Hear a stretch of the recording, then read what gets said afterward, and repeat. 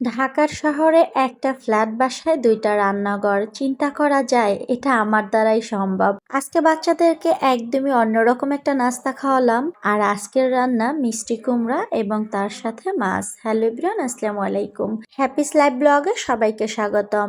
আজকে বাচ্চাদের জন্য একটু ভিন্ন কিছু ট্রাই করলাম, পুরীর সঙ্গে জিলাপি। শুনতে একটু অদ্ভুত লাগলেও এটা আমার জীবনের প্রথম খাওয়া। বাচ্চাদের বাবা অনেকদিন ধরে বলতেছিল একদিন পুরীর সঙ্গে জিলাপি খেয়ে দেখো, অন্যরকম একটা স্বাদ। আজকে অবশেষে ট্রাই করলাম, আর সত্যি বলতে স্বাদটা একদমই আলাদা ছিল।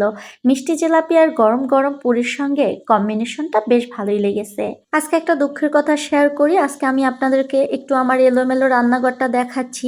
এত বেশি ছোট আর আমার এত বেশি প্রবলেম হচ্ছে এখানে কাজ করতে, কি আর বলবো। আসলে নিজের বাসা না হলে যা হয় আর কি, ভাড়া থাকলে যেভাবেই থাকে সেভাবেই মানিয়ে তারপরে কাজ করতে হয়। আর এই যে চুলায় তো হচ্ছে 2 মাস যাবত একদমই রান্না হয় না, কারণ কোথাও গ্যাস নেই। কয়েকদিন আগে আমি এখানে ছোট্ট একটা পর্দা দিয়েছি জানালাতে। এখন একটু দেখতে ভালো লাগতেছে, কারণ হচ্ছে এখানকার জানালাটা অনেক আগের পুরানো ছিল।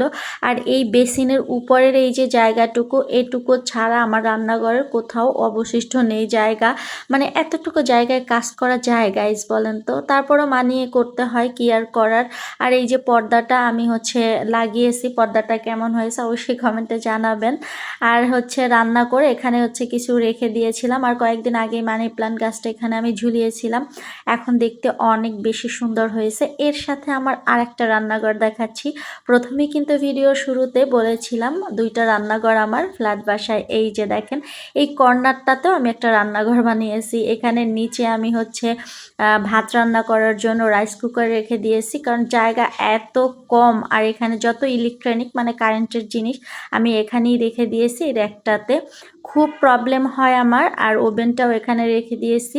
এত বেশি কষ্ট হয় ওভেন ব্যবহার করতে এখানে বসে।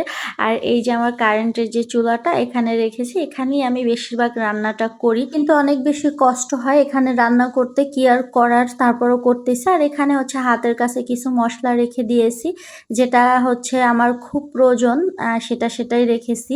রান্নাঘরেও রেখেছি, আর এই কর্নারটাতে যে রান্নাঘরটা করেছি এখানেও রেখেছি। যেহেতু এখানে চুলা, এখানে আমি রান্না করি, কারেন্টের চুলাটা রাখাতে আমি এখানে মশলাদানিগুলো রেখে দিয়েছি। আর এই যে চুলার সাথে এতটুকু জায়গা আমি এখানে হচ্ছে ভিডিও করার জন্য স্ট্যান্ডটা রেখে ভিডিও শ্যুট করি।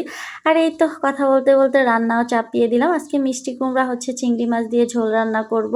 আর সাথে কিন্তু আমি এখানে হচ্ছে ফুলকো মরিচ মানে বোম্বাইয়ের মরিচও দিয়েছি, খেতে বেশ ভালো হয়েছিল। আর এখানে হচ্ছে একটু মাছ ভুনা করব, তেলাপিয়া মাছ ভুনা করব। আমার বাচ্চারা একদমই মিষ্টি কুমড়া খেতে চায় না, সব খাবারই খায় কিন্তু মিষ্টি কুমড়া যে খায় না তা না, কিন্তু অল্প খায়।